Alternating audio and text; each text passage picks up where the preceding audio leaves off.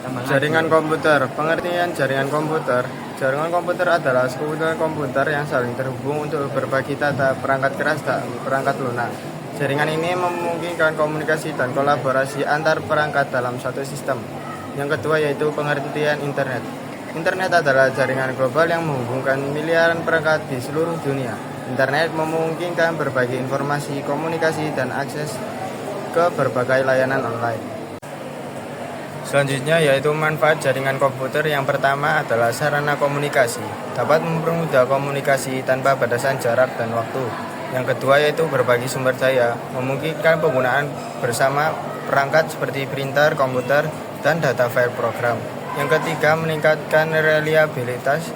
Data tetap dapat diakses meski salah satu komputer mengalami kerusakan. Jenis-jenis jaringan komputer yang pertama yaitu berdasarkan fungsi. Client server, komputer sebagai server melayani permintaan klien. Peer-to-peer, semua komputer bisa berfungsi sebagai server atau klien. Yang kedua berdasarkan jangkauan yaitu ada PAN, jarak sangat dekat beberapa meter, LAN, cakupan wilayah kecil seperti gedung atau perkantoran. Selanjutnya yaitu MAN, cakupan wilayah hingga 50 km, contohnya yaitu jaringan dalam satu kota. Selanjutnya yaitu WAN, jangkauan sangat luas lintas benua seperti internet. Yang ketiga berdasarkan media transmisi. Jaringan berkabel menggunakan kabel untuk menghubungkan perangkat. Jaringan nirkabel menggunakan gelombang elektromagnetik tanpa kabel. Selanjutnya topologi jaringan. Topologi jaringan adalah cara menghubungkan perangkat telekomunikasi sehingga membentuk suatu jaringan seperti topologi. Memiliki karakteristik, kelebihan, dan kekurangan yang disesuaikan dengan kebutuhan. Yang pertama ada topologi bus. Topologi ini dikenal juga sebagai topologi backbone yang menggunakan kabel koaksial dengan terminator di ujungnya. Biasanya digunakan pada jaringan kecil 5-10 komputer.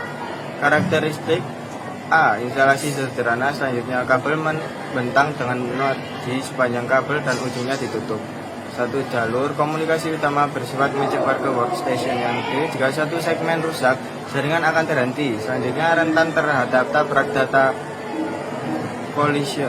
Kelebihan topologi ini adalah hemat kabel, kecepatan transfer data relatif cepat pada jaringan skala kecil.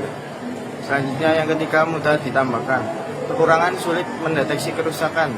Yang kedua sering terjadi tabrakan data sering bertambahnya perangkat, menyebabkan transfer data melambat. Selanjutnya yaitu topologi start. Topologi ini menggunakan not tengah center point seperti server untuk menghubungkan perangkat. Data yang dikirimkan harus melalui central point sebelum mencapai tujuan. Karakteristik pada topologi ini yaitu yang A. Jaringan mudah dikembangkan. Selanjutnya yang B. Dapat menggunakan kabel low grade. Dan C. Jika satu perangkat rusak, perangkat lain tetap berfungsi. Kelebihan topologi ini yang pertama, hub berfungsi sebagai multiplexer. Yang kedua, pengontrolan dan pengembangan jaringan lebih mudah. Yang ketiga, pengelolaan jaringan sederhana karena adanya central node. Yang keempat, transfer data lebih mudah dan efisien. Yang kelima, kerusakan lebih mudah dideteksi. Kekurangan topologi ini yang pertama membutuhkan lebih banyak kabel. Yang kedua, ketergantungan pada central point. Jika rusak, seluruh jaringan terganggu. Yang ketiga, topologi ring. Topologi ring berbentuk seperti lingkaran, closed loop, di mana ujung-ujung terminal saling terhubung. Data yang dikirimkan akan mengelilingi jaringan hingga mencapai tujuan. Kelebihan topologi ini yang pertama adalah tidak memerlukan hub, hemat kabel, dapat melayani lalu lintas padat. Yang keempat, penataan kabel sederhana. Kekurangan topologi ini adalah yang pertama rentan terhadap kesalahan. Yang kedua, pengiriman data lambat karena harus menunggu giliran token. Yang keempat adalah topologi mesh. Topologi ini menghubungkan setiap perangkat secara langsung, sehingga membentuk hubungan penuh antar perangkat. Setiap perangkat memiliki jalur sendiri. Kelebihan topologi ini adalah keamanan data sangat baik, bandwidth besar. Yang ketiga, tidak ada tabrakan data karena banyak jalur pengiriman. Kekurangan topologi ini, instalasi sangat rumit, membutuhkan banyak kabel, biaya instalasi mahal. Yang kelima, ada topologi tree. Topologi ini berbentuk seperti pohon bercabang dengan jenjang komputer induk host yang mengatur simbol atau node di bawahnya. Cocok untuk perusahaan besar dengan banyak cabang. Kelebihan ada mudah dikembangkan menjadi jaringan lebih luas, data terpusat secara hierarki sehingga manajemen lebih baik. Kekurangan ada ketergantungan pada perangkat utama, kompleks instalasi, biaya yang tinggi, sulit dikonfigurasi. Selanjutnya adalah topologi jaringan, topologi hybrid.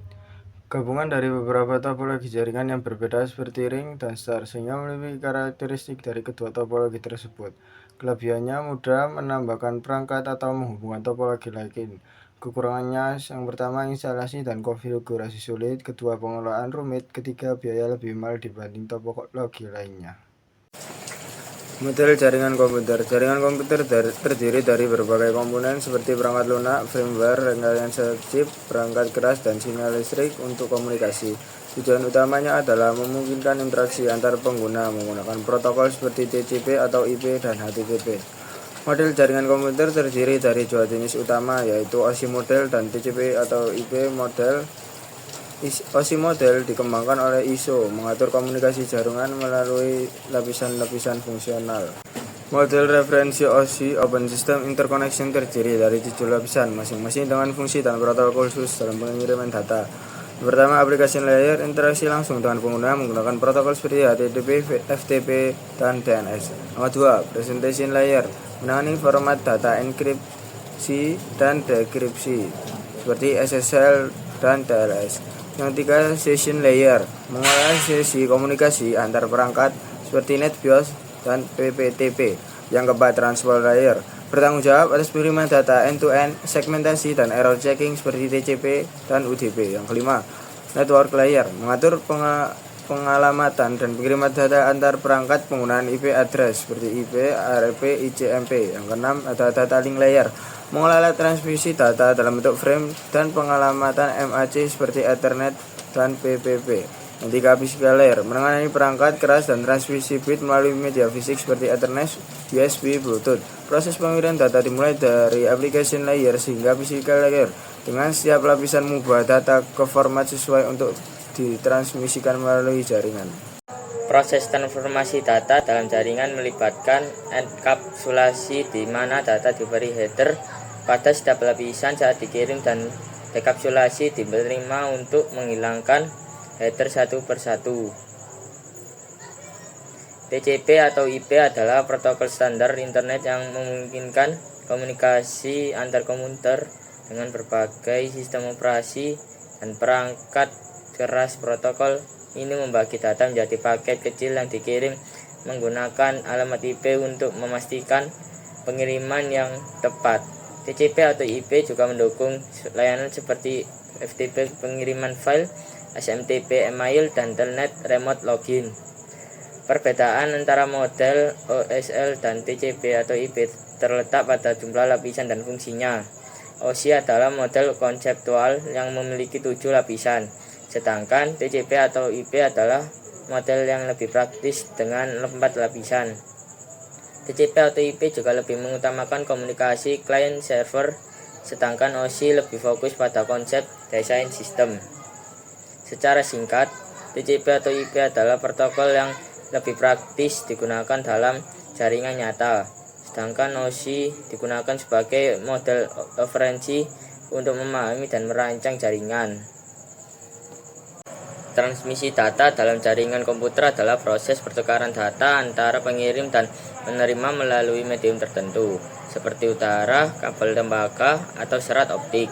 Proses ini melibatkan 3 opsi: pengirim sender, medium kanal, dan penerima receiver. Data yang dikirimkan seringkali dipecah menjadi paket data berukuran kecil, data package, untuk menghindari kendala pada kemampuan medium dan untuk memastikan pengirim yang lebih andal. Kesalahan dalam transmisi data dapat dideteksi dan diperbaiki melalui metode tertentu.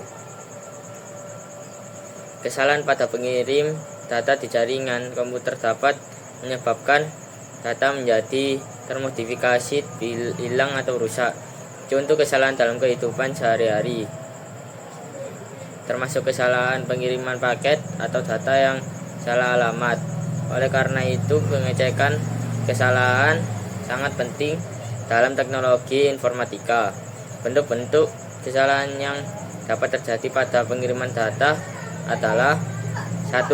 Singlet bit error, kesalahan pada 1 bit data. 2. Multiple bit error, kesalahan pada lebih dari 1 bit data. 3. Burst error, kesalahan pada beberapa bit berturut-turut dalam data. Rangkuman materi parity check. Parity check adalah metode untuk mendeteksi kesalahan pada pengiriman data dengan menambahkan parity byte pada data yang dikirim. Parity byte ini digunakan untuk memastikan jumlah bit 1 dalam data memenuhi aturan tertentu. Jenis parity check. 1. Parity genap. Jumlah bit 1 harus genap. 2. Parity ganjil. Jumlah bit 1 harus diganjil. Keuntungan parity check. 1. Mudah dalam pengecekan kesalahan. Yang kedua, proses cepat karena berbasis biner. Yang ketiga, mudah direalisasikan dalam hardware. Yang keempat, sederhana dalam analisis dan penggunaan. Kekurangan parity check. 1. Tidak efektif untuk file besar. Yang kedua, kurang andal dalam mendeteksi dan memperbaiki kesalahan. Yang ketiga, tidak dapat mendeteksi kesalahan dengan jumlah bit 1 yang salah genap. Yang keempat, kemungkinan kesalahan bisa mencapai 50%.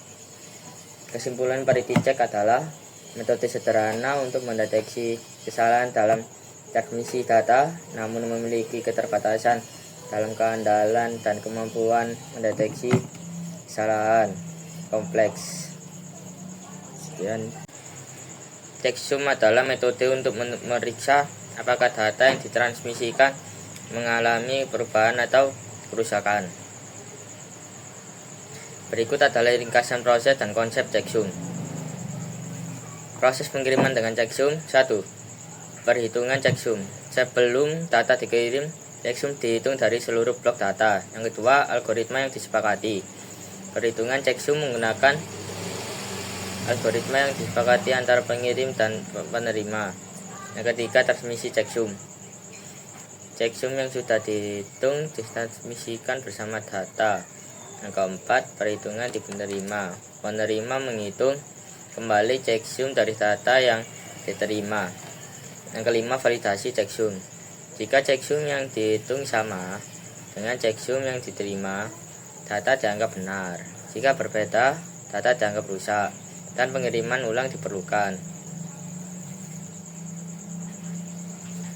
1. Langkah perhitungan checksum. Penjumlahan data. Semua data dijumlahkan komplement biner. Hasil jumlah diubah ke komplement atau inverse biner. Tambah 1.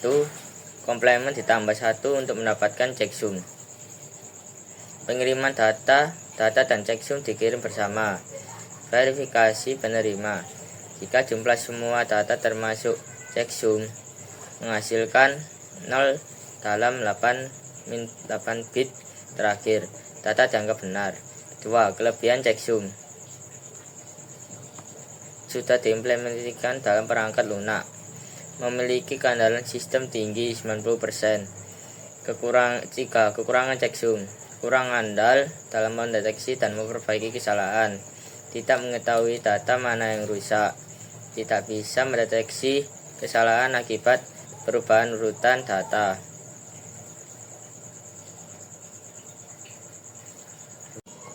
Pengendalian kesalahan pengiriman data. Forward error correction. Metode perbaikan kesalahan dengan menggunakan algoritma untuk memperbaiki data yang rusak. Penerima data harus tahu bit yang salah menggunakan parity bit. Backward error correction. Metode perbaikan kesalahan dengan meminta pengiriman ulang data. Ketika kesalahan terdeteksi, cara ini efisiensi pada pengiriman data yang mudah dilakukan seperti serat optik, tetapi tidak efektif untuk pengiriman menggunakan perangkat nirkabel.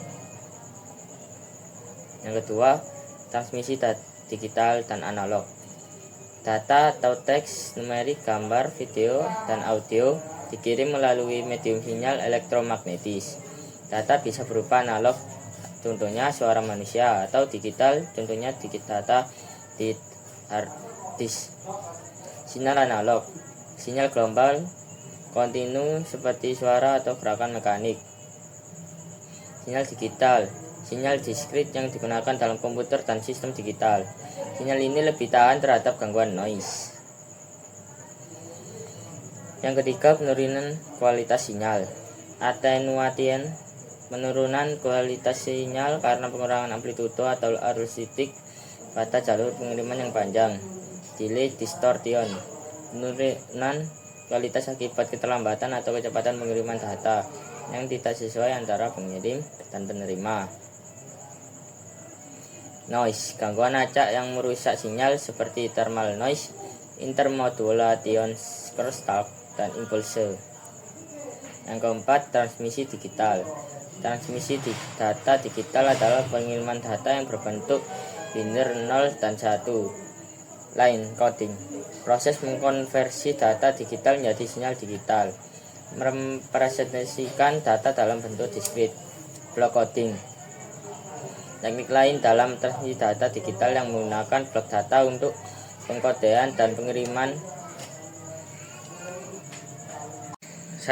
Line coding. Line coding adalah cara untuk mempresentasikan data dalam bentuk sinyal yang dapat dikirimkan. Terdapat beberapa teknik line coding, antara lain unipolar encoding, menggunakan satu tingkat tegangan untuk mempresentasikan data. Bilangan biner 1 dipresentasikan dengan tegangan tinggi dan 0 dengan tanpa tegangan 0.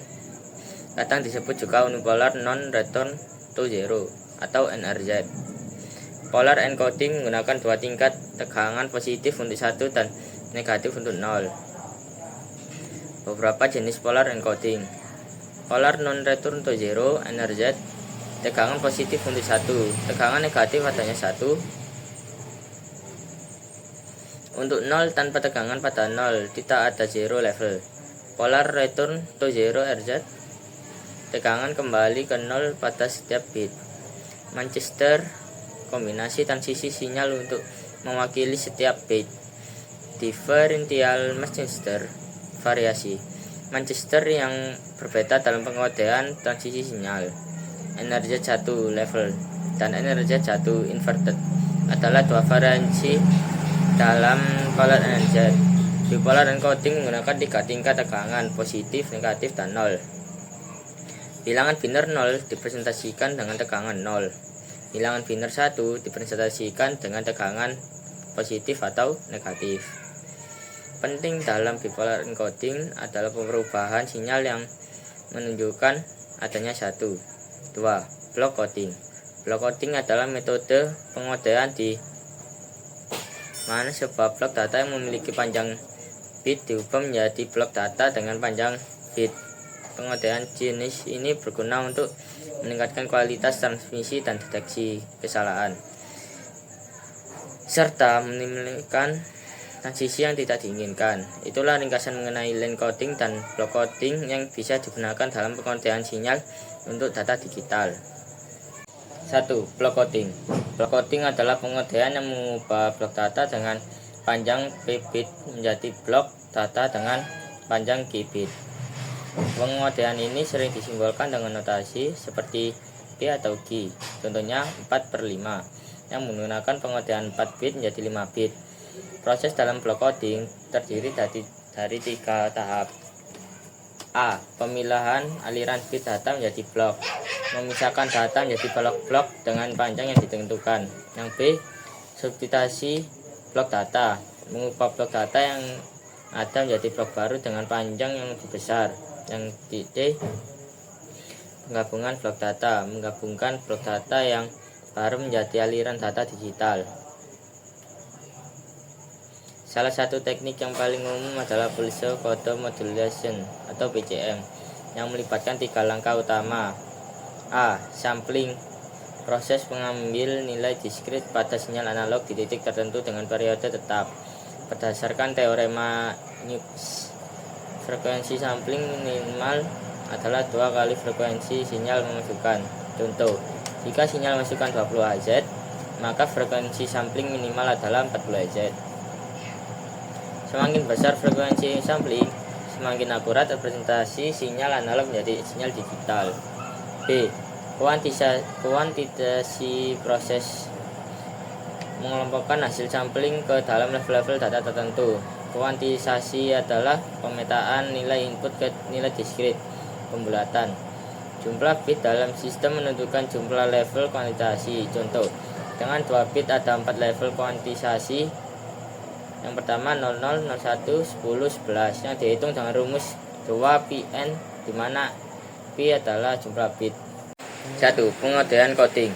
Pengodaan adalah proses mengubah data sampling ke dalam bentuk digital biner berdasarkan level kuantitasasi.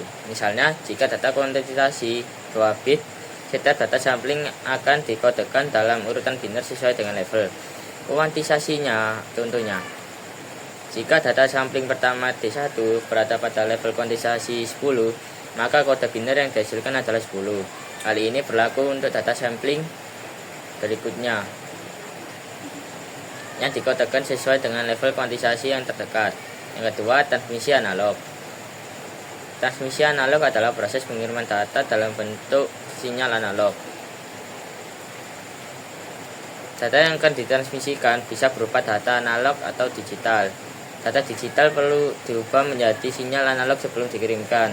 Konversi data digital ke sinyal analog. Ada 3 metode utama untuk mengubah data digital menjadi sinyal analog. Amplitude shifting (ASK) mengubah digit biner menjadi amplitudo pada sinyal pembawa analog. Digit biner 1 dipresentasikan dengan amplitudo tertentu, sementara digit biner 0 dipresentasikan tanpa amplitudo. Frekuensi dan phase tetap sama. Yang ketiga, konversi data analog ke sinyal analog. Untuk mengirimkan data analog, data tersebut perlu dimodifikasi menjadi sinyal analog melalui proses yang disebut modulasi analog. Salah satu teknik modulasi analog yang digunakan adalah amplitude modulation atau AM. Modifikasi amplitude adalah dari sinyal pembawa analog sesuai dengan perubahan data analog. 1. Pengertian troubleshooting jaringan. Troubleshooting jaringan adalah prosedur untuk mengidentifikasi dan mengatasi masalah yang terjadi pada jaringan komputer.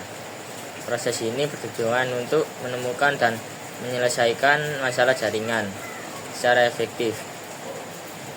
Dengan mendokumentasikan langkah-langkah yang diambil, troubleshooting juga membantu meningkatkan kinerja jaringan dan memperbaiki masalah yang timbul, sehingga mengurangi downtime dan meningkatkan kualitas layanan (COS). Penyebab umum masalah jaringan. Beberapa penyebab masalah jaringan yang umum adalah penggunaan bandwidth tinggi. Bandwidth yang tinggi bisa memperlambat jaringan jika terlalu banyak digunakan. Pelanggaran keamanan serangan atau pelanggaran sistem bisa mengganggu kinerja jaringan.